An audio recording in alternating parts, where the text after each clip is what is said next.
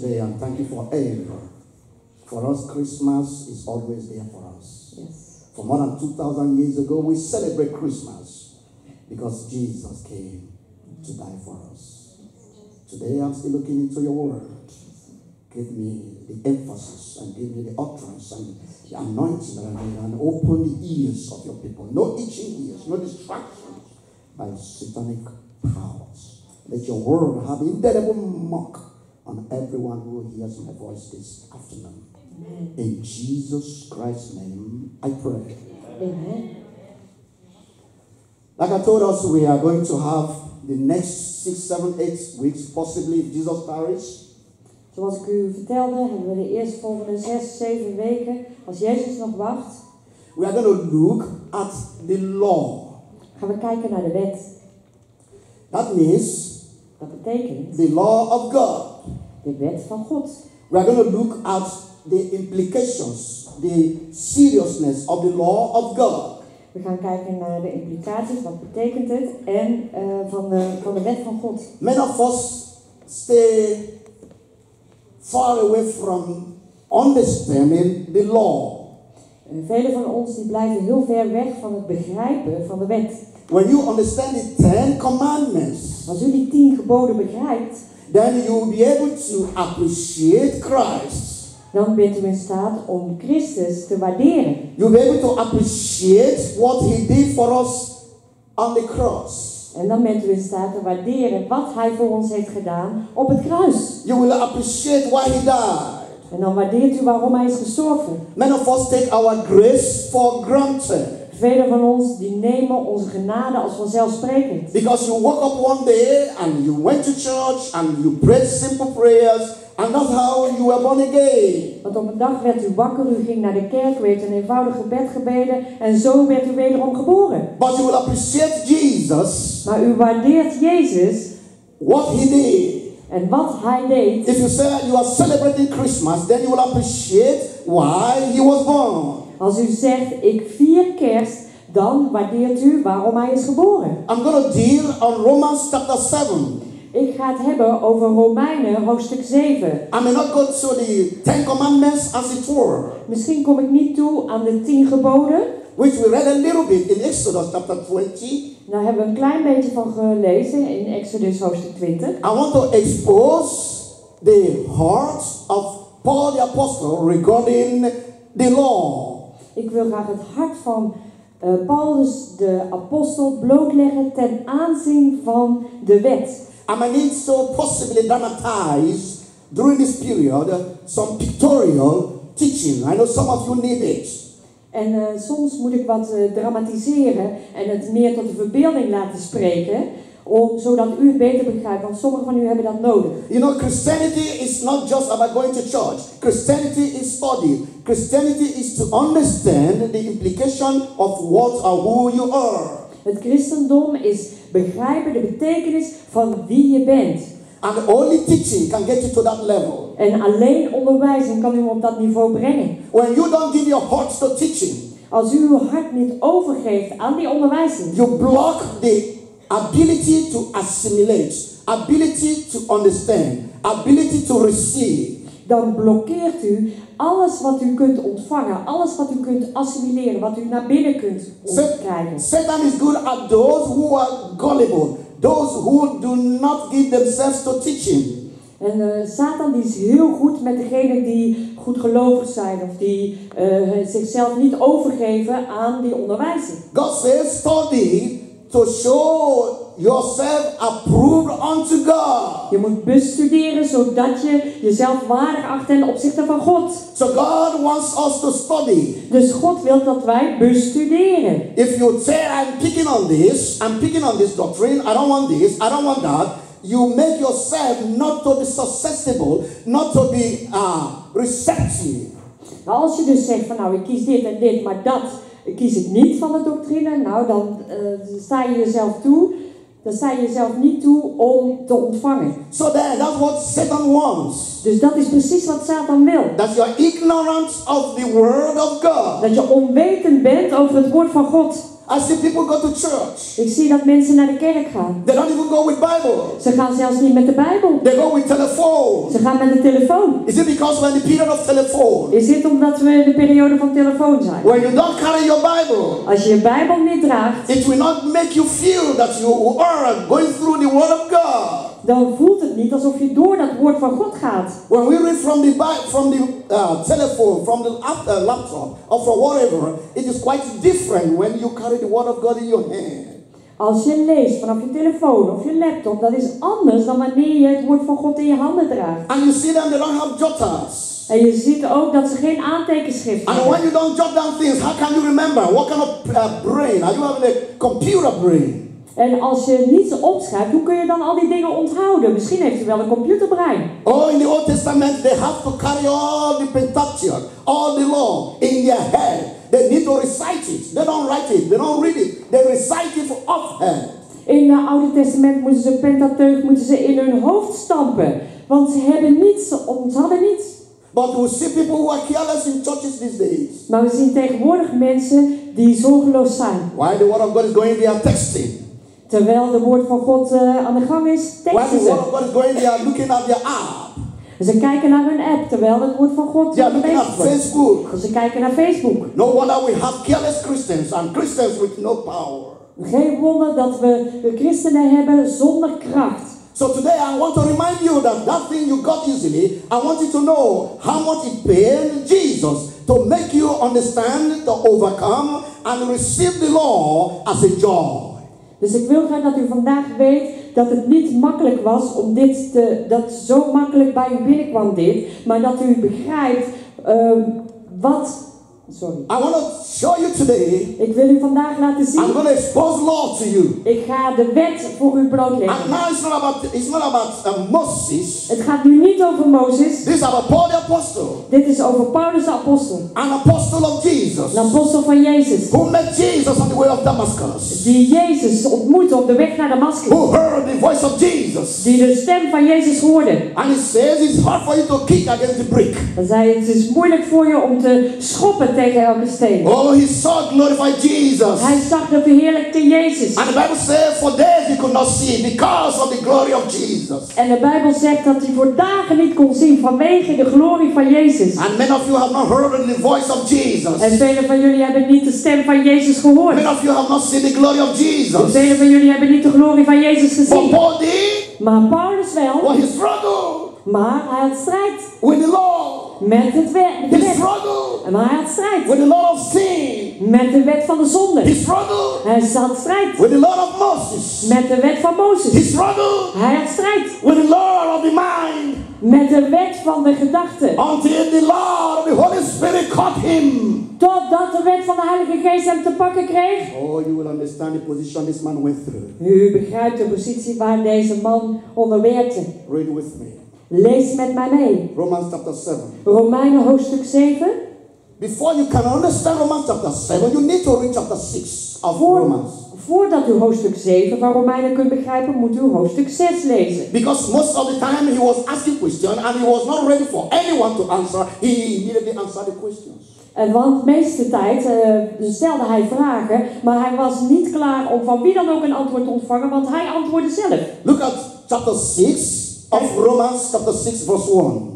Kijk naar hoofdstuk 6 van Romeinen, vers 1. What shall we say then?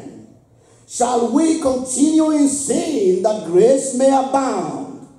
Wat zullen wij dan zeggen? Mogen wij bij de zonde blijven, opdat de genade toenemen? Here, this is people who have seen the generation or the movement, the power of grace. Dit zijn de mensen die de generatie en de kracht van de genade hebben gezien. And they began to live as if grace means you cannot be accountable for what you do anymore. En ze begonnen te leven alsof de genade betekent dat je geen rekenschap meer af kunt leggen van... And he began to say, should we encourage sin? Moeten wij dan de zonde blijven bemoedigen? So that the more we encourage sin, Zodat hoe meer wij dat doen, grace will continue to abound. dan blijft de genade maar toenemen. You look back, you said, I pay season. Dan kijk je terug en dan zeg je, I pay CZ for my ik insurance. betaal CZ voor mijn verzekering. And you want to spike your nose because spike your nose so as to hurt your face. En je wilt je neus... All right. You want to get back to CZ. Je wilt terug naar CZ.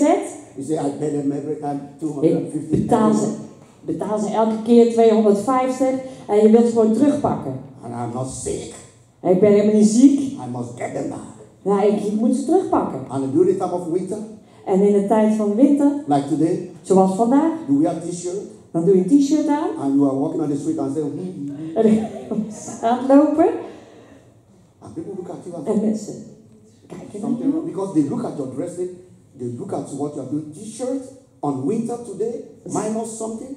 Ze kijken naar je en ze denken van, het is min zoveel en je draagt een t-shirt. You tell them, oh, no worry. Je zegt, nee, maak je niet druk. CZ is there. CZ is daar. When I'm sick, Als ik ziek ben, they will opname. nou, dan wordt het een opname. That is what Paul is saying. Dat zegt Paulus hier. What shall we say then? Wat zullen we dan zeggen? Shall we continue in sin that grace may abound? Mogen wij in de zonde blijven opdat de genade toenemen? Should everybody become sick? Moet iedereen dan ziek worden? So that government will remove that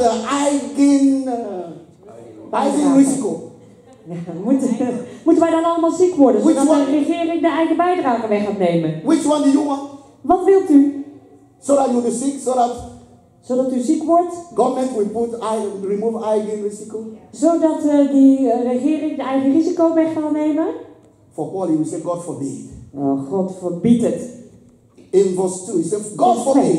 Voor 2. How shall we that are dead to sin live any longer therein?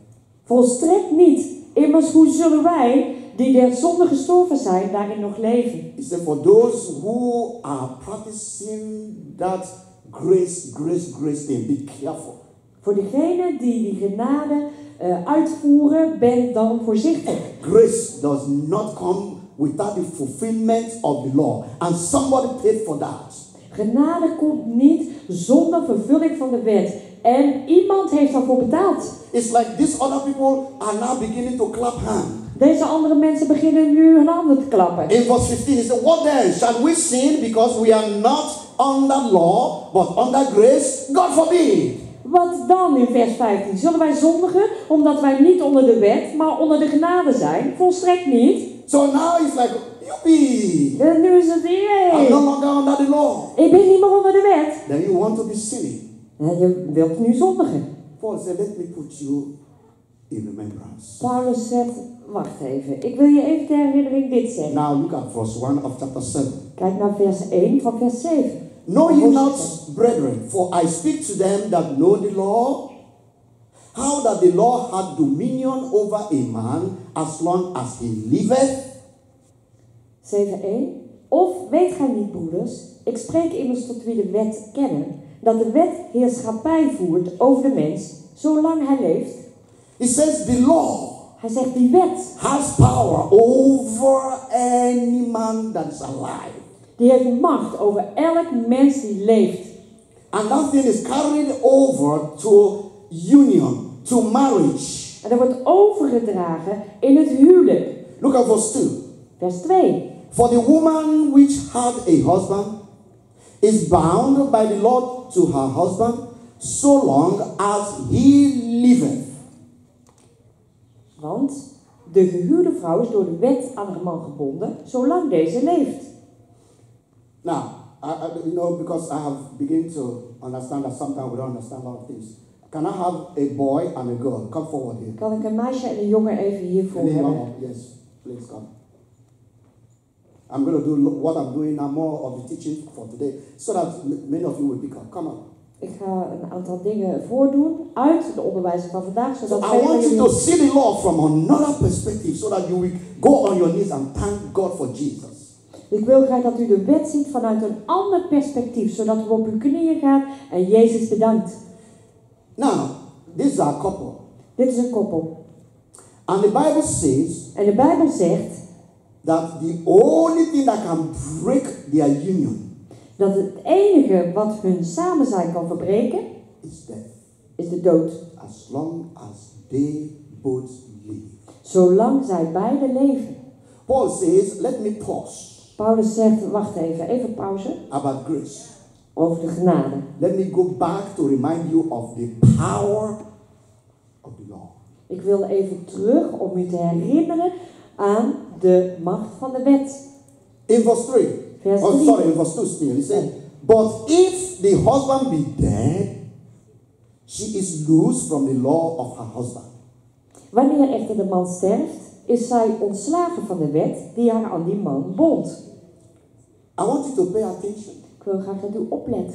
that nothing Dat niets will separate these people. deze mensen zal scheiden. Okay, they are brethren, but Oké, they are brother, but zijn we broer en have, zus. these are example. Maar dit is gewoon een voorbeeld. Maybe I should have gotten somebody else, but it's okay, it's better. Dat is goed. So I don't join it to somebody you don't want to join with. It's better to join Dus that. ik wil je niet samenbrengen met iemand waar You je are niet mee still samen wilt by zijn. blood. Maar So then, steeds mijn bloed. you, the Bible says, Dus de Bijbel zegt, as long as he lives, zolang als hij leeft, you can never get married to any other man. kun je nooit getrouwd zijn met wie dan ook. That's why in this church we stand by the word. Daarom, in deze kerk staan wij op dit woord. This is New Testament. Dit is het Nieuwe Testament. So it is still approved. Dus dat is nog steeds goedgekeurd. In verse 3. Vers 3. So then, if while her husband liveth, she be married to another man, she shall be called an adulterer. Zo zal zij dan, indien zij bij het leven van haar man een ander tot man neemt, echtbreekster heten. It says in this place, Hij zegt hier, if she goes up from him als zij weggaat van hem and marries another, en iemand anders trouwt, as long as he is alive, zolang hij leeft, it is called adultery. dat noemen we overspel. And adultery, En overspel, I think it's in verse 12 or 13. in vers 12 of 13, I think that should be the, let me see, should be the 6th commandment. dat is het 6e gebod. Now, it says adultery Hij zegt, echtbreuk is when she goes for another man. is wanneer zij gaat voor een andere man. Now, the Bible says, but if her husband be dead, she is free from the law, so that she is no adulteress, though she be married to another man. This place says, Het zegt if the hier, husband is dead, als die man dood is, she is now free to marry another man. is zij nu vrij om een andere man te trouwen. And this time she will not be called an adulteress. En deze keer wordt ze niet een echtbreekster genoemd. So it is death that separates the union of man and wife. Het is de dood die de bond tussen man en vrouw scheidt. Pay attention because Paul is building up what he's about to say. Let goed op, want Paulus die bouwt op naar wat hij wil zeggen. Wherefore, my brethren, ye also are become dead to the law by the body of Christ, that ye should be married to another, even to him who is raised from the dead, that we should bring forth fruits unto God. 4. Bij gevolg, mijn broeders, zijt ook gij dood voor de wet door het lichaam van Christus, om het eigendom te worden van een ander, van hem, die uit de doden opgewekt is, opdat wij Gode vrucht zouden dragen. Now, Paul says, Paulus zegt, that is the law. dat is de wet. You can never marry somebody else as long as your husband is alive, Je kunt nooit iemand anders trouwen zolang je man leeft. or your wife is alive. Of zolang je vrouw leeft. He said, now I am turning it around. Nu draai ik het even om. He is the law, Hij is de wet. and she is married to the law. En zij is getrouwd met de wet. She must fulfill the law. Zij moet de wet vervullen. Are you following me? Volgt u mij? Because the law has tied us together with ourselves. Want de wet heeft ons samengebracht met onszelf. Tied us together with God. En heeft ons samengebracht met God. And nothing can break the law. En niets kan die wet breken. I repeat. Ik herhaal. Nothing can separate man from the law of God. Niets kan de mens scheiden van de wet van God. Just like marriage cannot separate a man and a woman. Zoals het huwelijk een man en een vrouw niet kan scheiden. But now, Paul is saying, Maar nu zegt Paulus we hier, are bound by the law. we zijn gebonden door de wet. But I want to show you something. Maar ik wil u iets laten zien. The way you can divorce the law. De manier waarop je van de wet kunt scheiden. Because as we are walking, Want terwijl wij lopen, we are still shackled by the law.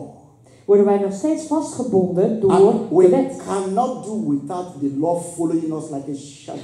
En we kunnen niet zonder die wet die ons als een schaduw volgt. And the law is telling us, thou shalt not, thou shalt not, thou shalt not. En de wet die vertelt ons, gij zult niet, gij zult niet. Now, Paul says, Nou, Paul zegt, let's go back again. we gaan terug. Wherefore, in verse 4, my brethren, ye are also become dead to the law by the body of Christ. Bijgevolg, mijn broeders, zijt ook gij dood voor de wet door het lichaam van Christus. Now, what do? Nou, wat doet u? For you to come out of the bondage, the power, the judgment of the law. Nou, voor u om uit die gebondenheid en het oordeel van de wet te komen, You need to do what? Die. moet u wat doen? Sterven. A believer, Een gelovige, you need to die. u moet sterven. Because it is only death that will separate you from your spouse. Omdat het alleen de dood is die u van uw echtgenoot weg kan halen. I see a lot of you now doing like this. Now you are catching it. Ja, nu begrijpt u het. These two people can hold your hands. Can never separate. Deze mensen kunnen nooit scheiden. Except death. Behalve de dood.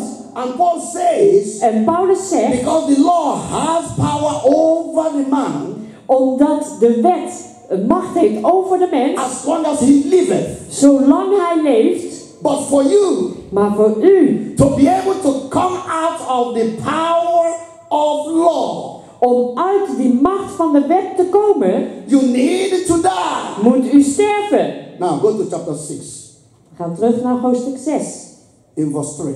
vers 3. Know ye not that so many of us were baptized into Jesus Christ? We are baptized into his death.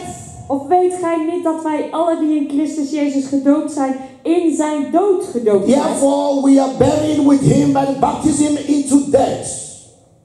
Wij zijn dan met hem begraven door de doop in de dood. What is that? Wat is dat? You must reckon to say, U moet zeggen, I am crucified. ik ben gekruisigd. No wonder Paul used that word. Geen wonder dat Paulus die woord gebruikt. In Galatians chapter 2 verse 20 he said, I am crucified. In Galaten 2:20 daar staat, ik ben gekruisigd. Nevertheless I live. Niettemin leef ik. Yet not I, Toch niet ik, but Christ that liveth in me. maar Christus die in mij leeft. The life I now live, Het leven dat ik nu leef, I live in the faith of the Son of God, leef ik in het geloof van de Zoon van God. who died for me. Die voor mij is gestorven. What is that saying? Wat zegt dat? You need to decide to die, U moet besluiten te sterven. so that you can be easily be divorced from your former husband. Zodat je makkelijk kunt scheiden van je vorige man. Like I said, Zoals ik zei, she has the right to get another man, zij heeft het recht een andere man te because the halen. husband is no longer living. Want die man leeft niet But meer. as long as the husband is living, Maar zolang die man leeft, the law of the husband is binding her together. bindt die wet van die man hen samen. She cannot wake up one day and say, I am sick, I want to give this marriage. No. He said, until death. Tot de dood ons scheidt. Dat staat er. Now, when you come to Jesus, Als je tot Jezus that's what the komt. Bible says. Daarom zegt de Bijbel. Whosoever confesses Jesus and he is baptized shall be saved. That's what Mark chapter 16 says. Wie Jezus beleidt en gedoopt is, die zal gered worden. And I say to you, En hij zegt tegen u, are you born again and made a new creature in the atoning blood of Jesus? And he said, yes. Ben je wederom geboren en een nieuwe mens gemaakt in het verzoenende bloed van Jezus. And now for him to show publicly that he is going to die with Jesus. En nu om publiekelijk te laten zien dat hij gestorven is met Jezus. The pastor says, Zegt de pastor. according to the profession of your faith, Volgens de uiting van je geloof. I now baptize you in the name of the Father and of the Son and of the Holy Spirit. Doop ik je nu in de naam van de Vader, de Zoon en de Heilige Geest. And we bury him in that water. En we begraven hem in dat water. And we bring him up. En dan zetten we hem weer overeind. He's now resurrected. Hij is nu opgestaan. He's now a new creature. Hij is nu een nieuwe wezen. He has divorced the law. Hij is gescheiden van die wet. Do you understand? Begrijpt u The dat? law is no longer binding him. De wet bindt hem niet meer. Hold on to that place now. Hou daar vast. Let me finish reading that place, then you can understand what I'm going to say. Now it says in verse 4 In vers 4, of Romans chapter 6. Romeinen hoofdstuk 5. Therefore, we are buried. Oh, sorry. Romans chapter 7 now, sorry. Romeinen Chapter 7, verse 4. 7, vers 4. Wherefore, my brethren, ye are also dead to the law by the body of Christ, that you should be married to another. That means you are dead, you cannot marry another. Even to him who is raised from the dead. Who are you going to marry to? Wie gaat u trouwen? What? He that's raised from what? The dead. Hij die uit de dood is opgestaan. So, Dus, you and I, we are not separated from the Lord. To say now, u thank God, zijn niet gescheiden van de wet. I'm free, I can now live my life. Ja, ik ben No, mijn leven leven. Nee. And he said, I have divorced my husband because he's dead. The law is dead. And now I can go now and marry a Buddha. Ja, ik ben nu gescheiden, want ik ben dood aan de wet. Dus ik kan nu Boeddha I can trouwen. now marry Muhammad. Ja, ik kan nu Mohammed. Paul said, hold on. Paulus zegt, oh, wacht even. Let's go back again in verse 4. We gaan terug naar vers 4, hoofdstuk 7. He says Hij zegt that ye should be married to another. That is somebody else. dat is iemand anders. Even to him who is raised from the dead. Zelfs hij die opgestaan is uit de doden. So because of Jesus, Dus vanwege Jezus. and when you are baptized in Jesus, En als u gedoopt bent in Jezus, you are now dead ben je nu dood to the 10 commandments. aan de 10 geboden. And what are you now? En wat ben je dan nu? Somebody, come you. Iemand. Yes, you. Ja. Yes. Now, En nu, was dat? this one is gone. You cannot go. Deze is weg. I will call you when I need you again. Ik roep je wel als ik je nodig heb. And because there was, En omdat er iets was. you see, he himself is not acting like a husband. You see how he's coming through that? Ja, en dat doet zelfs als een man. It's like, you see how I am? Ja, zie je wie ik ben? Now, En nu, the law de wet, is gone. die is And weg. she is like, En zij is, now I can do whatever I like. nu kan ik doen wat ik He wil. said, no. Ik zei, nee, You have to marry somebody else. nee, je moet met iemand anders trouwen. And that somebody else En die iemand is anders one who is raised from the dead. is degene die opgewekt is uit de And who dood. is that? Jesus En comes. wie is dat? Jezus Ha, komt. give Jesus a round of applause. Geef Jezus een applaus. That's why we are married to Christ. Daarom zijn wij getrouwd aan Christus. Why are you laughing so much? You, Shanti. Something is going on in your mind. Now, he says, Hij zegt, this is your new husband. dit is je nieuwe man. And the new husband is just not coming there to stand like he is standing. En de nieuwe man die komt niet gewoon maar staan zoals hij daar nu staat. And the new man. Ja, ik ben gewoon mee. Now, let's read that verse 4 again. Nou, we lezen vers 4 The hier. ending of it. Het eind He daarvan. said, even to him who is raised from the dead, Van hem die uit de doden opgewekt is. that we should bring forth fruit unto Dat God. wij goden vrucht Give gaan Jesus a round of applause. Geef Jezus een applaus. So now, Dus nu, because the first husband omdat die eerste man could not produce food. geen vrucht kon dragen. Oh yes. The law will never produce fruit. De wet zal nooit vrucht voortbrengen. All it does is to condemn you. Alles wat hij doet is u veroordelen. It cannot give you strength Hij kan je geen kracht geven. to have the fruits of the Holy Spirit. Om de vrucht van de Heilige Geest te hebben. Give me one of the fruit of the Holy Spirit. Geef me één van de vrucht van de Heilige Geest. Good. Meekness. All right, you can handle it. And I want you people to put it in your head. En ik wil dat u dat in uw hoofd zet. That is the mark of you being a Christian. Dat is het teken dat u een christen bent. That's what separates you from any other religion. Dat scheidt u van welke andere religie dan ook. That is what makes you to have grace. Daardoor heeft u genade. If anybody asks you that, you are able to tip it and give it. And Als iemand u dat vraagt, dan bent u in staat die te geven. remember, the first tree Herinnert u, de eerste boom. is for God. Dat is voor It's God. for De your eerste relationship drie. with you and God. De eerste 3 is voor uw relatie tussen u en God. The love, Liefde, then the joy, dan de vreugde the peace. en de rust. Vrede. The next one, De volgende, in the order as it was written from verses 21 and 22 zoals het geschreven is in 22 of Galatians chapter van 5, Galaten, hoofdstuk 5. in that place, Daar staat you have long suffering, geduld. patience, and that is between you and others. En dat is tussen u en anderen. So you have patience, Dus u heeft geduld. and the next thing that you need there, En het volgende wat u daar nodig heeft. can you tell me now? You have long suffering, Ja, we hebben geduld. then you have long suffering, faith, Geloof. and also you have love. No. Gentleness, sorry, let me get it. Goodness. Long suffering, gentleness, Geduld. and goodness. These Geduld, three, vriendelijkheid en goedheid. you Deze need, 3. these three you need Deze 3 heb je nodig. between you and others. Tussen u en anderen. The remaining three, De overige 3, you need it for yourself, die heeft u nodig voor uzelf. which is faith, Dat is geloof, meekness, zachtmoedigheid and temperance. en zelf. If you write down like that, you will never forget it. Als u die opschrijft, dan vergeten we het nooit. So now the Bible says, Dus de Bijbel zegt nu, where we read, waar we hebben gelezen, that because she's not married to another man, omdat ze niet getrouwd is met een andere man, this man will help her to bear fruit of the womb.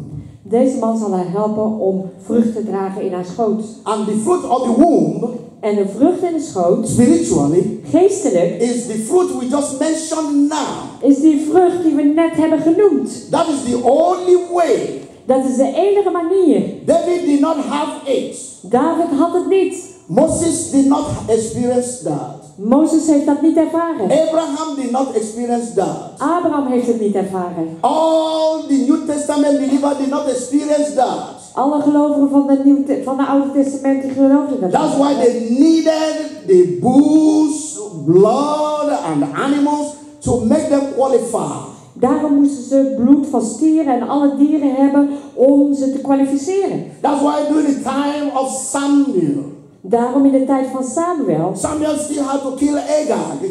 He has to still shed blood. hij moest nog steeds dat bloed laten vloeien. David needed to shed blood. David moest ook bloed laten vloeien. That's why the children of Israel, they could not stand straight. Daarom konden de kinderen van Israël niet recht staan. They have one judge, Ze hebben een rechter and he turns them around towards God. en hij draaide ze om naar God toe. When he dies, Toen hij stierf, they will start another rebellion against God. kwam er weer rebellie tegen God. That's why the kings of Israel, Daarom de koningen van Israël they could not but go into idol worship, konden ze niet anders dan in afgoderij gaan. because the law was not there to give them fruits. Want de wet was daar niet om hen vrucht te laten But geven. Paul says in this Maar place, Paulus zegt hier, for you to divorce the law, om te scheiden van de wet, you need to die in Christ. moet je sterven in Christus. That's why we say, I am crucified. Daarom zeggen wij, ik ben gekruisigd. You die to the world.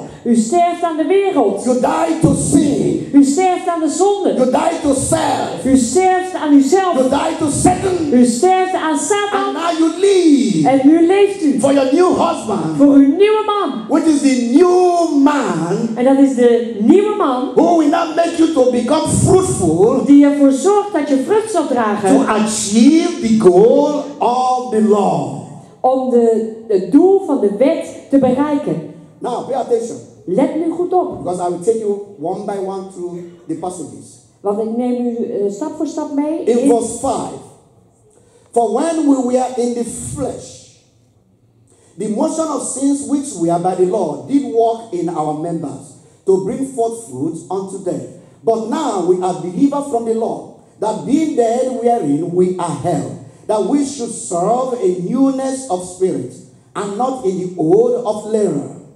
Vers 5, want toen wij in het vlees waren, werkten de zondige hartstochten, die door de wet geprikkeld worden, in onze leden, om voor de dood vrucht te dragen. 6, maar thans zijn wij van de wet ontslagen, dood voor haar, die ons gevangen hield, zodat wij dienen in de nieuwe staat des geestes en niet in de oude staat der letter.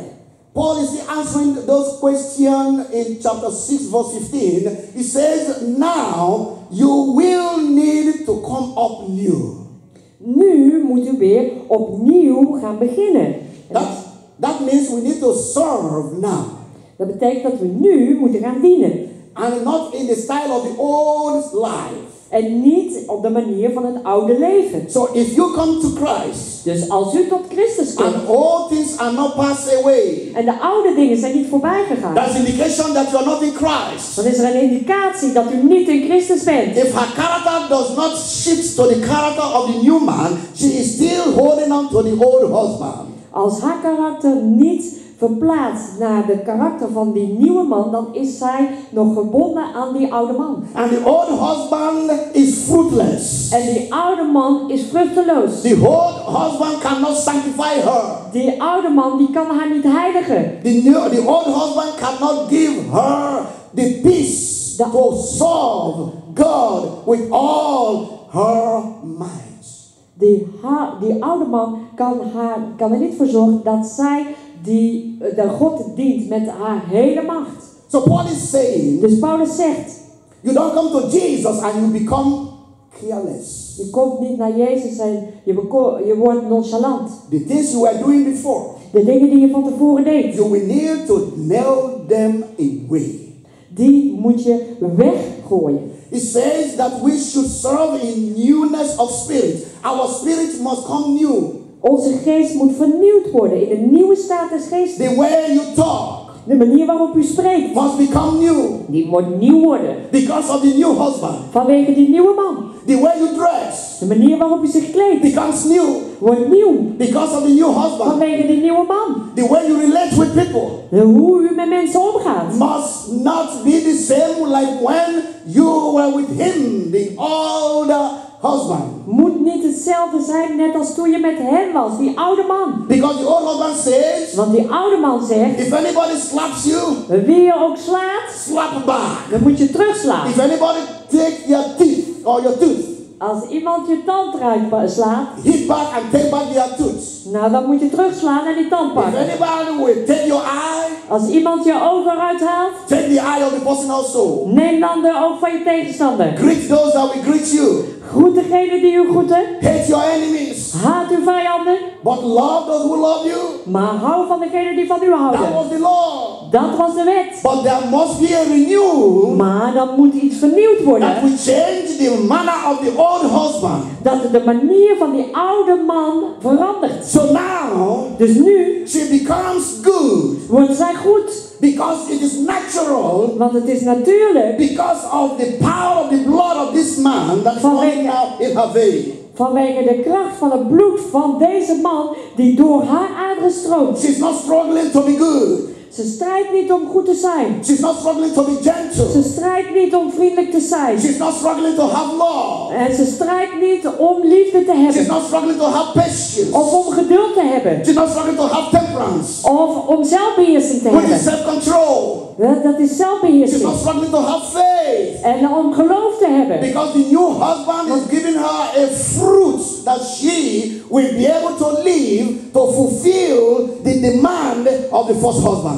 Want die nieuwe man die zal haar een vrucht geven waardoor zij in staat is om te vervullen, om de eisen te vervullen van haar oude man. So if you are still struggling, dus als u nog strijd heeft in your Christian state, in uw christelijke staat, that you find it difficult to forgive, dat u het moeilijk vindt om te vergeven, the word for you Het woord van u is that you are not born again. is dat u niet wederom geboren And bent. the law will deal with you. En dan zal de wet met u afrekenen. Because the soul that sinners shall die. Want de ziel die zondigt zal sterven. You cannot be a Christian. Je kunt geen christen zijn. And you talk against people. En je spreekt, je praat tegen mensen. That's what grace has come to give you power to overcome gossip. Daarom is de genade gekomen zodat u de roddel kunt overwinnen. If you're in the church, all you know, these are my people. These are my people. Not the people from Africa. Not the people from Curaçao. Not people from other place. That shows you are still in your own self. Als u in de kerk bent en zegt van dit zijn mijn mensen. Niet de mensen van Curaçao. Niet de mensen van Afrika. You need to love one another. You need to love one U another. moet van elkaar houden. You need to appreciate one another. U moet elkaar waarderen. You need to help one another. U moet elkaar helpen. And I see it in this church. En ik zie het in deze kerk. And I commend you all. En ik moedig u aan dat I'm te so doen. happy with what is going on. Ik ben blij met wat er allemaal Keep gebeurt. the good work. En het is een goede werk. I've seen you running around all these women that are single and helping them. U helpt de alleenstaande vrouwen. Dat is heel goed. I've seen many of you driving people up and down to the church. Velen van jullie die helpen mensen heen en weer rijden naar de kerk. I see how they help you so much. Ik zie hoe ze jou zoveel helpen. That is what Christianity is all about. Daar gaat het christendom om. We are saved from the law Wij zijn gered van de wet. so that we can be good Zodat wij goed kunnen without zijn. struggling with it. Zonder daar strijd mee te So that hebben. we can love Zodat we liefde kunnen without hebben. first of all being loved. Zonder eerst geliefd te So worden. if you are in a church and you struggle with such things, you are not yet having your new husband. Als u in de kerk bent en u heeft nog steeds strijd met dat soort dingen, dan heeft u een nieuwe man nog You niet. need to die Dan moet u eerst sterven. to inherit another new husband. Om een nieuwe man te erven. Who is the one that died Die is degene die gestorven and is. was raised up again, En die opgewekt is. so that you will bring fruit. Zodat je vrucht kunt dragen. Now let's go on. Laten we verder Still gaan. be there, please. I know. You see, that's why I stand. You guys now know how to stand. Jullie weten nu hoe het staan is. That is not easy. Dat is niet makkelijk. In verse 7, what shall we say then? Is the law sin? Was it God forbid? Nay, I have not known sin but by the law. For I have not known love except the law hath said, Thou shalt not covet. 7. Wat zullen wij dan zeggen? Is de wet zonde? Volstrekt niet. Ja, ik zou de zonde niet hebben leren kennen, tenzij door de wet. Immers ook van de begeerlijkheid zou ik niet geweten hebben, indien de wet niet zeide, gij zult niet begeren. Paul says Paulus zegt that the law dat de wet made him to understand the power of sin. ervoor gezorgd heeft dat hij de kracht van de zonde heeft begrepen. He says, if I did not know the law, Hij zegt, als ik die wet niet kende, I would not have known that thou shalt not covet. dan zou ik niet weten dat gij zult niet begeren. Listen to me. Luister Paul maar. is trying to say Paulus probeert te that zeggen a human being is wired to rebel. dat een mens in elkaar zit om te rebelleren. Like I gave you the instance last Sunday. Ik gaf u vorige week zondag If een you voorbeeld. left this thing here with a child, Als je dit ding hier laat staan met een kind, the child may not know that this thing is something you can open and watch things. dan kan een kind niet weten dat dit is iets om open te maken en om dingen te kijken. And here you could have pornography, like I said last Sunday. Zoals ik afgelopen zondag zei, kan hier pornografie op For zitten. that child, he didn't know that this thing has hundreds of films or movies to watch pornography. Dat kind weet niet dat hier honderden filmpjes op staan van porno. Paul says, is the law of God evil? He said, no. Paulus zegt, is de wet van God slecht? Nee. But one thing is that the law revived me to become curious about the law and about sin. Maar de wet die heeft mij opgewekt om nieuwsgierig te worden over de zonde. So when you tell your little daughter, Dus als je je kleine dochter vertelt, that man needs antasa. don't touch this. Also antasa. I think antasa is also correct. No, antasa is something else. Okay, all right. I'm rocking now. Okay. Aanraken. I brought that from you. What's antasa? Antasa is also. Antasa is It's called like erosion. okay. Aantasten. Okay. So like acid. Acid. All right. That child will begin to do what? Put the antenna high. Dat kind dat zal zijn antenne omhoog brengen. And you say, the day you touch it, En je zegt, de dag waarop je dit aanraakt, I will deal with you. dan zal ik met je afrekenen. Listen, Luister, we were born in the Adamic nature. wij zijn geboren met die Adamische natuur. Our nature is rebellious. Onze aard zit vol rebellie. Paul says, Paulus zegt, before this time I didn't know about covetousness, sin, Hiervoor adultery. Now, wist but the ik- Lord began to make me to know it. hiervoor wist ik niks over begeerte en zo, maar de wet zorgde ervoor dat ik dat wist. From the day you told that boy not to touch this thing, Vanaf de dag dat je die jongen vertelde, raak dit niet aan, he'll be watching you dan kijkt hij naar jou. and he'll make sure that you are in the toilet. Ze houdt jou in de gaten, zorgt ervoor dat jij in de And wc he'll make zit. sure that the water is still making crack, crack, crack. En hij hoort nog steeds dat water lopen. You just told him in the morning. Je hebt hem net 's ochtends All verteld. through the afternoon, En in de her mind is on that thing. En de hele middag is zijn gedachte gaat naar dat ding. I must know what is there. Ja, ik moet weten wat dat is. Papa said that if I touch it, something, then there must be something there. Papa zegt van als ik het aanraak, nou dan gebeurt er iets, maar er moet iets zijn. And he will try to touch it. En hij probeert het aan te raken. And the father will be angry. En die vader die wordt boos. That is how the law revived Paul. Zo heeft de wet Paulus opgewekt. Do you see this place? Ziet u dit hier, het podium? If you come here, Als u hier komt, nobody will like to urinate in this place. niemand wil hier graag urineren. Common sense will tell you cannot urinate here. Gezond verstand vertelt u van nou, u kunt hier niet The urineren. children that are children here, pupils that are here, they will never urinate here. De kinderen die hier zijn, ze zullen hier nooit urineren. The day you put it now here, Op de dag dat u het hier wegzet, please do not urinate here. alsjeblieft, urineer hier niet. You just blow up something. Nou, dan heb je iets wakker gemaakt.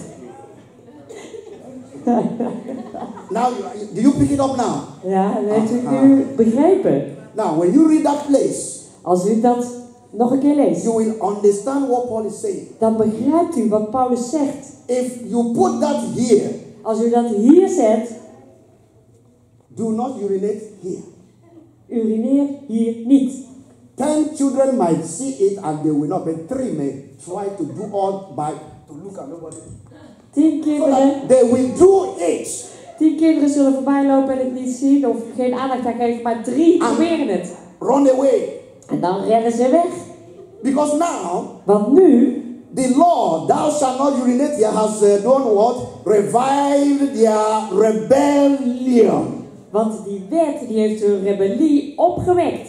And that is the same rebellion we see En today. dat is precies dezelfde rebellie als van vandaag. God says no homosexuality, they say we don't care. God zegt geen homoseksualiteit en ze zeggen nou maakt mij niet uit. And when God says no this, no that, you see the world, they do exactly the opposite of what God wants and they say nobody will control me. Als God zegt van doe dit niet, doe dat niet, mag dit niet, mag dat niet, zegt van nou ik doe gewoon wat ik wil en niemand zegt er iets van. You don't know why you're a Christian. U weet niet waarom u christen bent. Give Jesus a round of applause. Geef Jezus een applaus. Many are going to hell Velen gaan naar de hel. and it will not bother God En dat maakt God niet uit. to put them in hell. Om ze in de hel te gooien. He said, all these people from Asia, Al die mensen uit Azië, listen to me. luister naar He mij. has made a way Hij heeft een weg bereid for Jesus, voor Jezus. for them to turn to Jesus. Om voor hen op naar Jezus te keren. But when they decide not to change, Maar wanneer ze besluiten om niet te veranderen, they will pay the penalty of the law. dan zullen zij de boete betalen van die wet. That's why God said, they cannot keep my law. Jesus, go Daarom zegt God, zij kunnen mijn wet niet onderhouden. and help them. Jezus, ga en help ze. Paul says, Paulus zegt, the law, look at it again in verse de 7. wet. For what shall we say then? Is the law sin? God forbid. Nay, I had not known sin but by the law. For I had not known laws except the law had said, thou shalt not covet. And now he says, like I told you, once you write here, no PC here. Als je hier eenmaal zegt, niet plassen hier. Because now it has revived their curiosity Want nu heeft het hun nieuwsgierigheid opgewekt. and their rebellion. En hun rebellie. if I write here, als ik hier schrijf, please don't drink this water, drink dit water alsjeblieft niet, your mind will want to know why shouldn't anybody drink this water. dan wilt u weten waarom niemand dat water mag drinken. Why should it be for only pastor? Ja, waarom is dat alleen voor pastor? Why? Waarom? This is and you fight. En u vecht. But if I put it here, Maar als ik het hier zet, you may not even remember there is water here. misschien ziet u niet eens dat hier water But once I staat. say thou shalt not drink water Maar als ik eenmaal zeg van, gij zult geen water in the drinken church, in de kerk, when you see me turn like this, you take the water. als je mij zo om ziet keren, dan neem je dat water. When I turn, you sit straight. En als ik weer omdraai, dan gaat u recht zitten. But before that time, Maar daarvoor I don't even remember water denkt u niet eens aan water. to drink in the church. Om te drinken hier. But now it has made an announcement: no water in the church anymore. Maar nu hebben we aangekondigd, geen water in de kerk. Then your curiosity will come out. Nou, dan komt uw nieuwsgierigheid naar boven. Why? Waarom? Is it in the law? Staat het in de wet? Is it in the Bible? Staat het in de That's Bijbel? why we struggle. Daarom hebben we strijd. Don't dress this way, you struggle. Kleed u niet zo aan, nou dat is Don't talk moeilijk. this way, you struggle. Praat niet op die manier, nou dat is strijd. Paul says in verse 8, Paulus zegt in vers 8, why it is like that. waarom het zo But is. sin, taking occasion by the commandment, wrought in me all manner of concupiscence. For without the law, sin was dead. Maar uitgaande van het gebod wekte de zonde in mij allerlei begeerlijkheid op. Want zonder wet is de zonde dood. He says before now, Hij zei hiervoor there was no sin. was er geen zonde. Is the law bad? Is de wet slecht? No. Nee. The enemy used the law De vijand gebruikt de wet to produce the power of sin in us, om de kracht van de zonde in ons te produceren. so that we begin to see the power of sin, which is or will take us to death. Zodat wij de kracht van de zonde zien en dat leidt tot de dood. It is not the law that takes us to die. Het is niet de wet die ons laat sterven. It is the sin Het is de zonde that brings death. die de dood brengt. Now, in verse 9, Vers 9. for I was alive without the law once, but when the commandment came, sin revived and I died. Vers 9. Ik heb eertijds geleefd zonder wet. Toen echter het gebod kwam, begon de zonde te leven. Maar ik begon te sterven. What is Paul saying? Wat zegt Paulus? When you were not born again, Toen je niet wederom geboren was, you were committing sin. pleeg je zonde. How many of you had boyfriend, girlfriend Hoeveel van u hadden een vriendje of vriendinnetje? before? Very good. I had also. Ik ook. When you were doing that, Toen je dat deed, did it bother you? was het moeilijk voor jou? Lag je er wakker Did it van? bother you? Lag je er wakker van? When you were sleeping with that your partner, sin partner, Toen jij sliep met die zondepartner, was that bothering you? had je daar moeite mee? It was no. Nee. And even you will be bragging En zelfs je schepte erover op. how many women you have slept with. Met hoeveel vrouwen je wel niet had geslapen. When you were smoking that hashish, Toen je die hash rookte, were you bothered? had je daar moeite mee? When you were smoking that cigarette, Toen je die sigaretten rookte. you even take a photograph. Ik nam er zelf een foto mee. Oh yes, Ja. and you let everybody know that you can smoke. En je weet dat je kon roken.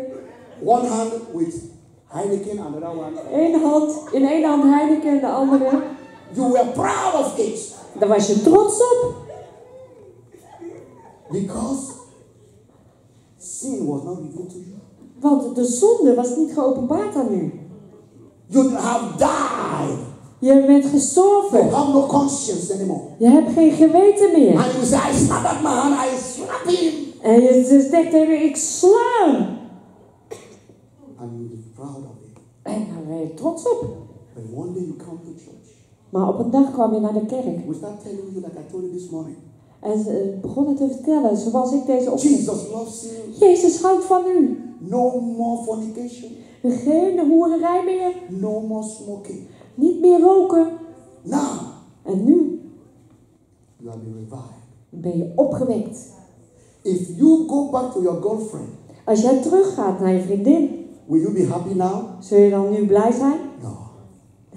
You will struggle with that. We hebben strijd mee. You will feel very guilty. U voelt zich dan heel schuldig. But that was the person that you had been for 5 years. Maar dat is de persoon met wie je 5 jaar was. And now he visited you in the night. En nu komt hij 's nachts bij je. And he held you. En hij hield je vast. Something is telling you that madness. Dan zegt hij, iets zeg je, dat mag niet. I begin to say, En dan begin je te zeggen, it's good. Come to the house. ja, is goed, ga maar naar huis. And if he could not go in the house, En als hij niet naar huis kan, and before you could say, G, en voor je, now you are about to say Jesus, he's already kissing you en voordat je Jezus kunt zeggen, kust hij je al. and touching you everywhere. En hij raakt je overal aan. And something is telling you, En iets zegt je, Holy One will not kill you. nou, alleen 1 keer. Holy Ones will not kill you. Nou, alleen maar 1 keertje, nou, daar ga je niet dood van. God help you that day is on a Saturday. En God help je als die dag zaterdag is. If you come to church on Sunday, Als je dan op zondag naar de kerk komt, we will see your face dan zien we uw gezicht that something is going wrong. dat iets verkeerd is gegaan. Normally you like to come and take the microphone. Normaal ren je naar de For microfoon, that day, maar op die dag you say, Brother Taiwo, zeg je, broeder Taiwo, you've been sick. I'm sick. And you will act as if you're sick. En je doet alsof je ziek bent. Why? Waarom? Because of what you did last night. Vanwege wat je afgelopen nacht hebt So gedaan. now, Dus nu you have been revived. ben je opgewekt. Before you didn't know to smoke was evil. Van tevoren wist je niet dat roken slecht You was. can never post your Facebook anymore holding Heineken. Je kunt nooit meer, You will never do it anymore. je zult nooit meer als christen Heineken op je Facebook posten. Now, go back. Are you tired? Come, 12 you Ga sit terug. down. Come, yes. I need you. Sit down. Ja, ga maar zitten. Now he says, Nu zegt hij, in verse 9, vers 9. For I was once alive without the law once. But when the commandment came, sin revived and I died. And the commandment which was ordained to life, I found to be unto death. That means the law that should have given me life, now I see it to be like it is a death trap for me. De wet die mij eigenlijk leven had moeten geven, nou dat is een dood, dat is als de dood voor mij.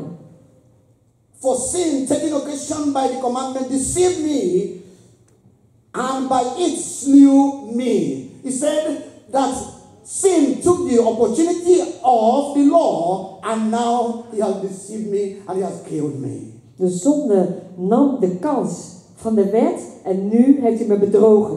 Paul began to say in verse 12, wherefore the law is holy, and the commandment is holy, and just and good. He said, I'm not talking evil about the law. Ik praat niet slecht over de wet. Was then that which is good made made death unto me? God forbid. But sin, that it might appear sin, working death in me, by that which is good, that sin by the commandment might become exceedingly sinful. Because of the law, sin becomes too sinful. Vanwege de wet wordt die zonde te zondig. What is Paul saying? Wat zegt Paulus? Let me give you an idea what Paul is trying to say. Ik zal een idee geven van wat Paulus probeert te zeggen. He says, Hij zegt, don't blame the X-ray machine. geef de röntgenapparaat niet de schuld. How many of you know X-ray? Hoeveel van ons kennen een röntgenapparaat? The X-ray machine Een röntgenapparaat is only showing what is there. laat alleen maar zien wat daar is. He didn't put it there. Hij heeft het daar niet gezet. That's what Paul is trying to say. Dat probeert Paulus te zeggen. Don't condemn the law. Veroordeel de wet niet. The law is only showing you in your mirror De wet laat u alleen maar in de spiegel kijken. who you are. Wie u bent. It's like you stand in the mirror, U staat voor de spiegel you do like this. en u doet zo. Even you yourself, you close your mouth. Zelfs u doet uw mond dicht. Because your teeth is just like like that. Tanden zijn net haaientanden. And you try to look this side. En u probeert hier te kijken. You see every kind of jaga there. En u ziet allerlei rotzooi daar. Will you take something and break that mirror? Zult u dan iets pakken en die spiegel kapot I'm maken? sure you buy mirror every 2 days. Als je dat doet, dan betaal je elke 2 dagen een nieuwe. The mirror is showing you what he sees. De spiegel vertelt u wat u ziet. But unfortunately, it will not fix that for you. That is the only thing. Maar hij heeft dat niet vastgezet voor u. If the mirror can say, okay, let me make you better, Als de spiegel kan zeggen van, hé, laat me je beter maken. then it will be good. Dan zou het misschien goed That zijn. is what the law is. Dat is wat de wet is. The law is the X-ray De wet is het that will look into your röntgenapparaat tummy, die naar je buik kijkt. and what he sees there En wat hij daar ziet, is what he will show. laat hij zien. You say, hey, that might be, why should he see cancer in me? He's That might be, not, he's only telling you what he has seen. Nee, hij vertelt u gewoon wat hij ziet. You are the one who put the cancer there from your smoke. U bent degene die daar kanker heeft gebracht door uw But roken. the X-ray machine sees what he sees. Maar de röntgenapparaat ziet wat hij ziet. That's what Paul is saying. Dat zegt Paulus. I used to watch the Colombian people, drug people in the airport. Ja, op het... Eldorado. ik keek naar Eldorado, het ging over drugsdealers. I don't watch TV except news. Ik kijk niet veel naar But this tv. one, Maar I watch deze, it. daar kijk ik Even later naar. on Sunday. Zelfs later, zondag. This is what I see people. Dit is wat ik mensen They will be doen. coming and acting as nothing is going on. Ze doen net, ze lopen alsof er niks aan de hand is. Pretending. Ze doen net alsof. And as a big, whatever they call that scanner. En dat is een groot scanapparaat. Body scan. Bodyscan. The police will say, can you go there? Politie zegt van nou, kun je er doorheen lopen? Just do like this. Doe gewoon zo. And when you do like that, En als u zo doet, the machine will say 1, 2, 3, 4, 10 drugs to swallow. ziet die machine 10 verschillende bolletjes. And when that machine says, this is what I see. En wanneer die machine zegt van dit is wat ik zie. If you are getting angry with the machine, that is your problem. Als je boos wordt voor de machine, ja, dat is jouw probleem. It was you who carried the drugs. Jij hebt die drugs And the gebracht. machine says, I see what you carry. En die machine zegt gewoon van nou, dit is wat jij in je buik hebt. And by the time that machine says that, En tegen de tijd dat die machine dat zegt, you are already shaking. beef je al. The machine is not talking, it just says 1, 2, 3, 4, 10. De machine die praat niet, zegt alleen laat zien 1, 2, 3, 4. And you begin to cry. En dan begin je te huilen. Why are you crying? Waarom huil The je? machine didn't say, I condemn you. Je kunt niet tegen de machine zeggen ik veroordeel je. But you know Maar u weet that the law dat de wet, is going to condemn you. die zal u The veroordelen. law De wet, will not set you free. die zal u niet The vrijzetten. law Die wet, will not forgive you. die zal u niet vergeven. Immediately, Onmiddellijk. they will tell you, can you call somebody? Ze zullen iemand roepen. When I watch them, En ik kijk they er. always cry, Mama, Ze huilen altijd. Mama, I'm in Colombia. mama, ik ben in Colombia. Doing what is that? Oh, they say I have drugs. Ja, ze zeggen dat ik drugs heb. Please take care of my children. Alsjeblieft, zorg voor mijn kinderen. Because you know Want je weet that the law, dat de wet, the only thing that will save you is that you are innocent. het enige wat je redt is dat als je onschuldig bent. The law says if you carry cocaine 5 years, you have 3 kilogram, you are for this number of years, 2 kilogram, you are for this number of years. So immediately you know the law is going to condemn you. U weet onmiddellijk dat die wet u gaat veroordelen. Do you understand now? Begrijpt u nou? That is what the 10 Commandments is telling you. Dat vertellen u die 10 geboden. You carry drugs. U draagt drugs. Check the commandment. En kijk maar naar die geboden. You're gonna die. Dan ga je sterven. The law will show the thing in your tummy, De wet laat datgene in je maaginhoud zien. and you know that that is it. En je weet, ja, dat is het. Except the Christian couple, there was 2 Christian couple, old man and they gave them that thing. The old man did not know. Er was een christelijk echtpaar en ze gaven hem die drugs mee, maar die man wist This het man niet. said, I don't know anything about it. Deze man zegt van, ja, ik weet er echt niks van. Instead of pleading, he was calling on Jesus. In plaats van huilen, riep hij The Jezus wife aan. was calling on Jesus. En de vrouw riep Jezus He aan. said, Jesus, you know I am innocent. Jezus, u weet dat ik For the onschuldig very ben. first time I saw this police, without going to court, De eerste keer zag ik die politie. without even handcuffing them to in Ze the hoefden vehicle, zelfs geen right here. handboeien aan te doen. Precies daar. They googled and checked the Ze people working for googelden them, en ze checkten alles. and they knew. En ze wisten. And they set them free. En ze zetten This ze man vrij. went on his knees. Deze man ging op zijn A knieën. man of almost 70 years. Een man van meer dan 70. The wife, De they vrouw. were telling them go. They were not going. They were on their knees. Ze waren gewoon op hun knieën, ze gingen niet weg. Are you from Colombia? Kom jij uit Colombia? I like your police, Ja, ik hou van je politie. especially the girls. Vooral die meisjes, de Ja. dames. Very, very good. Hun uniform is heel mooi. They are very, very clean, Ze zijn heel schoon and they are very disciplined, en erg gedisciplineerd and they are very organized. en heel And georganiseerd. yet, many people go there with drugs, and they will find them. Vele mensen die gaan daar naartoe met You will be drugs surprised en ze how maken ruzie met hen. some of them can even come with drugs like this inside this. Sommige mensen kunnen zelfs met drugs in zo'n dingetje komen. They will find it. Maar ze vinden het. Those people are too much. Die mensen, ja, die zijn echt goed. Now, I almost done. Paul is telling us exactly now. You can see what I'm talking about the law. Nu snapt u wanneer ik het heb over de wet. What is the law? Wat is de wet? The law is the mirror that will show that you are a sinner, Dat is de spiegel die laat zien dat u een zondaar bent. but it cannot fix it up for you. Maar die kan het niet goed maken voor u. When somebody is drowning, Als iemand verdrinkt and somebody who is a swimmer, a teacher of swimming lesson, en iemand die is een zweminstructeur. and he's telling you, okay, do this way, do En that zegt, way, do that way, oh, doe dit, doe dat. and he cannot help you. En hij kan je niet helpen. Do you need that teacher? Heb je die onderwijzer nodig? No, because you couldn't follow what he's saying. Want je volgt niet wat hij zegt. You need a savior. Je hebt een redder nodig. Somebody who will come there not to teach you how to come out, but how to carry you out of that place. Iemand die naar je toe komt om je te redden uit die plaats. That is what the Lord does, and Jesus comes. The Lord will teach us, okay, swim like this, come out this way. De Heer zal ons you dit try it, zeggen. you say, I cannot. Dat kan ik niet, zeg je dan. Then he says, okay, that Dan is your zegt, problem. nou ja, dat is jouw probleem dan. Do you need that instructor? Heeft u die instructeur He nodig? has knowledge. Nee, hij heeft kennis. He's a teacher Hij is een of onderwijzer swimming, van but zwemmen. he could not save you Maar hij kan je niet redden from drowning. van het verdrinken. When somebody who has no diploma Als er iemand die geen diploma heeft, for swimming voor een goes zwemdiploma, into that river in die rivier gaat and brings you out, en u eruit that brengt, is your hero. dat is uw That held. is your savior. Dat is uw redder. Praise the Lord. Prijs de Heer. That's the one who you will want to hold on to. Dat is degene waar je aan vast wil houden. If I keep teaching you and teaching you how to drive, Als ik je blijf oefenen hoe je moet rijden. and you cannot help me to pass my exam, En je kunt mij niet helpen om mijn examen and te I doen. cannot understand you, En ik begrijp je niet. each time you say this and your head is like, oh, I cannot, my head is. Elke keer als je iets zegt, dan oh, mijn hoofd. Oh. You don't need a driving instructor. Je hebt een rijinstructeur You need nodig. a savior. Je hebt een redder nodig.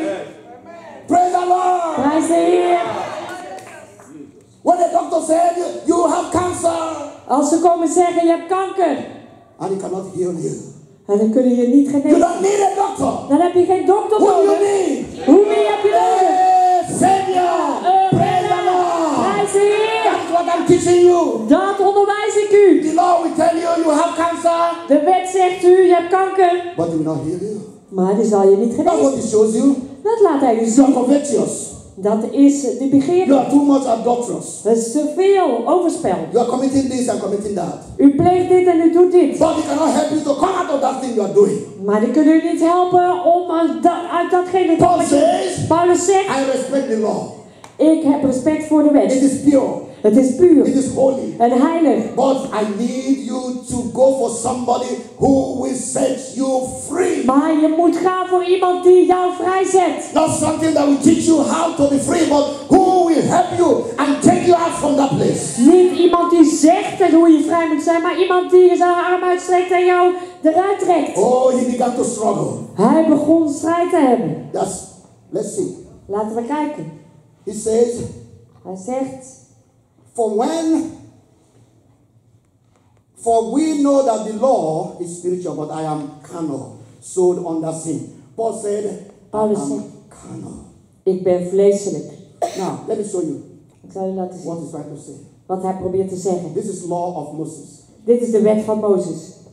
This is law Dit is de wet of sin. van zonde. I need one more person. Ik heb nog een persoon nodig.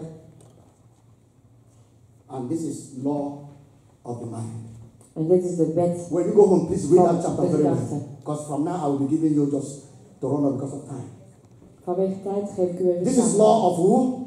Dit is de wet van This is law of Moses, Mozes. which is the 10 Commandments. Dat zijn de 10 geboden. And the law of Moses says, En de wet van Mozes zegt, if you commit sin, you are condemned. als je zonde pleegt, dan ben je veroordeeld. Romans chapter 3 verse 19. Romeinen hoofdstuk 3 So vers this 19. one will always deal with sin. Dus deze zal altijd met hem afrekenen. And this one is the law of sin. Dit is de wet van de zonde. What is that? Because we are carnal.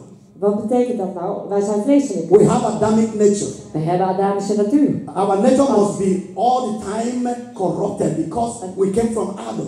En onze aard is altijd corrupt omdat wij van Adam kwamen. Otherwise we need no savior. Anders hebben we geen redder nodig. That's why Jesus came. Daarom kwam Jezus. Because there is law of sin. Omdat er een wet van de zonde is. Just like you have the law of gravity. Zoals je de wet van de zwaartekracht It is hebt. just normal. Dat is normaal. What is the law of gravity? Wat is de zwaartekrachtwet? Must come down. Alles wat omhoog gaat, moet So naar beneden whether you komen. like it or not, Of je leuk vindt of you niet, must submit to that law. je moet je onderwerpen aan If die I wet. climb up here now Als ik hier bovenop klim and I said I can fly, en zeg ik kan vliegen. when I jump from there, Als ik daar vanaf spring, the law of gravity will come into activation. de zwaartekrachtwet die wordt geactiveerd. That what goes on must come down. Dat wat naar boven gaat naar beneden moet So komen. that's what this law is. Dus deze wet is zo. This is the law of sin Dit is de wet van de zonde. which was in your members, Die werkt in uw leden was in your eye. en in uw ogen. That makes you to have lust of the eye. Dat is de lust van de ogen. That works with your mind, En die werkt met uw gedachten. with your pride. Met trots. That's why you have adultery. Daarom heeft u overspel. That's why you have for every sin. Daarom heeft u elke zonde. And this is the law of the mind. Dit is de wet van de gedachten. The law of the mind De wet van de gedachten cannot surrender to this law of Moses kan zich niet onderwerpen aan die wet van Mozes. because of law of sin. Vanwege de wet van de zonde. Are you understanding? Begrijpt u dit? Law of sin is the problem between here. De wet van de zonde is het probleem tussen deze The twee. law of the mind is your conscience. De wet van de gedachte, dat is uw geweten. That's why the 10 Commandments is in every country. Every country in their law. Daarom zijn de 10 geboden in elke land in hun wet. Including Holland. Inclusief Nederland. It's a moral law. Het is een gewone, moderne That wet. whether you're a Muslim or you are atheist, everybody, their 10 Commandments is in their law. De 10 geboden staan in de wet. Every country, when you kill people, you go capital punishment. In elk land, als je mensen doodt, dan krijg je de He doodstraf. wants to make the law to submit to this law. The law of Moses. Deze wet moet zich onderwerpen aan de wet van And the Mozes. law of Moses is holy. En de wet van Mozes is The heilig. law of Moses is spiritual. De wet van Mozes is But it geestelijk. cannot help him Maar dat kan het niet helpen to do what he wants. om te doen wat hij wil. And the law of sin En de wet van de zonde is suppressing him. onderdrukt hem. Is suppressing him. Onderdrukt hem. Now, Nu, let's see. laten we kijken. Paul says, Paulus zegt, for that which I do, I know not. For what I would, that do I not. But what I hate, that I do. If then I do that which I would not, I consent unto the Lord that it is good. Now then, it is no more I that do it, but sin that dwelleth in me. Paul is saying, not that he's saying that he's ignorant. maar Paulus zegt niet dat hij onwetend is. He was struggling with Saul of Tarsus and Paul the apostle. Hij had strijd tussen Saulus van Tarsus en Paulus de apostel. He said, that which I want to do, Hij zei, datgene wat ik wil doen, I cannot do it. dat kan ik niet doen. Paul came to Jesus to a point. Paulus kwam tot Jezus tot op een punt. He was still acting like a Pharisee. Hij deed nog steeds als een fariseeër. He was still acting like he was going back to the law. Hij deed net alsof hij nog terug wilde naar de And wet. thinking he can keep it because of his own strength. En hij dacht dat hij het kon handhaven vanwege zijn eigen kracht. He could not handle it. Hij kon er niet He tegen. said, I want to be good, Hij zei, ik wil goed zijn, but it's the other thing I'm doing. maar ik doe iets anders. I don't want to lie, Ik wil niet liegen, but it's lying that I want to say. maar ik wil leugens vertellen. I don't want to be bitter, Ik wil niet bitter zijn, but I'm continuing to be bitter. maar ik blijf maar bitterheid It's no hebben. longer me that is doing it. Ik doe dat niet.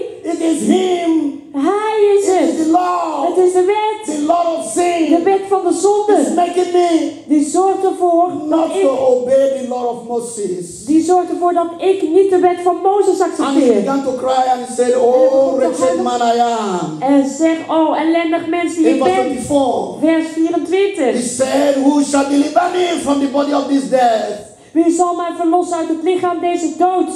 Paul is saying, Paulus zegt, I cannot reconcile myself. ik kan mijzelf niet verzoenen. Paul the apostle, Paulus de I apostel, want to do good. ik wil goed doen. But Paul, Saul, Maar Saulus of Tarsus, van Tarsus, I'm still doing what I shouldn't be doing. ik doe nog steeds wat ik niet moet doen. And he begins to realize En hij begint zich te that he's realiseren still acting like he's focusing on the law. dat hij nog steeds doet alsof hij zich op de wet He focust. said, I keep the law blameless. Hij zei, die wet die moet weg. But that law could not help him. Maar die wet kon hem niet helpen. And he cried out. En hij schreeuwde het And I uit. want you to cry today. En ik wil dat u schreeuwt Because vandaag. some of you are still struggling. Want sommigen van jullie hebben nog steeds You strijd. cannot tell me you're not struggling. Je kunt mij niet vertellen dat u geen strijd The only heeft. difference is that it is not something that was every day like you were as a sinner. Een verschil is alleen dat het niet elke dag is alsof u een zondaar bent. Some of you want to fast, but you don't want to fast. Sommigen van jullie willen vasten, maar je wil niet vasten. You said, I don't want to beat up my wife, and you're still fighting. Je zegt, ik wil mijn vrouw niet slaan, maar je hebt nog steeds ruzie. It is the law Dat is de wet of sin. van zonde. Then there is another one law. En dan is een andere wet. Look at what happened in verse 23. Kijk naar wat gebeurt. He said, who will deliver me? And he said, I thank God through Jesus Christ. Ik dacht, So then, with the mind, I myself will serve the law of God, but with the flesh, the law of sin. Look at what happened in verse 2 of chapter 8.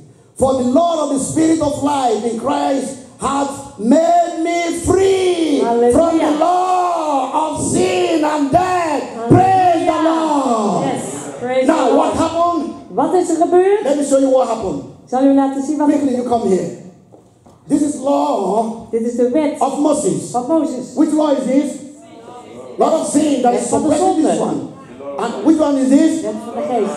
Law of the mind, which is not sure for you to obey God, but this one doesn't allow you to obey Him. So now, the law of what? Of the Spirit. Look Wet at it, van de geest. chapter 8. Look at it, chapter 8, verses 2 and 4. For the law, look at it from verse 1. There is therefore now no condemnation to them which are in Christ Jesus, who walk not after the flesh, but after the Spirit. For the law of the Spirit of life in Christ Jesus hath made me free from the law of sin and death. For what the law could not do, in that it was weak through the flesh, God sending His own Son in the likeness of sinful flesh, and for sin condemned sin in the flesh, that the righteousness of the law might be fulfilled in us. Praise the Lord. Hallelujah. Might be fulfilled in us who walk not after the flesh, but after the Spirit. What is that? Wat is dat? Now he can say, the law De wet. of the Spirit De wet van de geest. has set me free Heeft mij from vrijgezet. this one. Van die. Go! I Ga don't want you weg. anymore.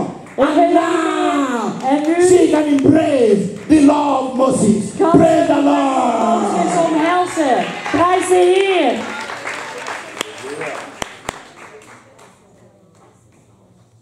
Halleluja. And that is the only way you can understand. Dit is de enige manier waarop u het kunt begrijpen. Do you see what miracle happened there now? Ziet u wat voor een wonder daar is gebeurd? Paul said, who can deliver me from this body of death? Paulus zegt, wie kan mij bevrijden uit deze lichaam van de And dood? he called himself, oh wretched man I am. Hij noemde zichzelf, o ellendig mens die ik ben. Stop trying to be good on your own. Stop om zelf goed te zijn. You will fail. Dan faal je. Stop trying to obey the law. You will fail. Stop met de wet te gehoorzamen. Paul thought he was going to be able to make it. Paulus dacht dat hij het kon halen. The power came when he said, who shall deliver me? Wie zal mij bevrijden? That's what he says in verse 25. Dat zegt hij in vers 25. Then he said, I thank God. Dan zegt hij, ik dank Because God. God answered him and said, Jesus will help you. Jezus zal u helpen. And when Jesus came, En toen Jezus kwam, he said, I am now free zegt hij, ik ben nu from vrij the law of sin. van de wet van de zonde. What the law could not do. Wat de wet niet kon doen. Because it was weak in the flesh. Omdat hij week in het vlees was. God sent his son. God zond zijn zoon. That he will set me free. En hij zal mij vrijzetten. Now I can embrace Nu kan ik the omhelzen 10 commandments. de 10 geboden. Because of the law of the Spirit. Vanwege de wet van de Which is geest. the Spirit of Het is God. de geest van The God. Spirit of God De geest van God. is given to you Die wordt aan u And to gegeven. me. En aan mij. to help you Om u te to helpen. stay away, Om weg te blijven. to accomplish the 10 commandments. En de 10 geboden. Thou shalt not worship another God but me. Gij zult geen andere God When you aanbidden dan have mij. Jesus, Wanneer u Jezus you can bent, handle that. dan kun je dat When you handelen. have Jesus, Als je Jezus you hebt, know fake God. dan weet je And you will not bow down to them. En Because waarom? of the law of the Spirit. Vanwege de wet van de geest. As many as are led by the Spirit, they are the sons of God. Zoveel geleid worden door de geest, dat zijn de zonen van God. For the Spirit speaketh through us groaning, whereby we say, Abba, Father. Want de geest spreekt door ons onuitsprekelijke dingen, waardoor wij zeggen, Abba Vader. That is what the Spirit does. Dat doet de geest. That we don't struggle with sin anymore. Dan hebben we geen strijd meer met de zonde. Go, Ga, call roep. this law of the Spirit.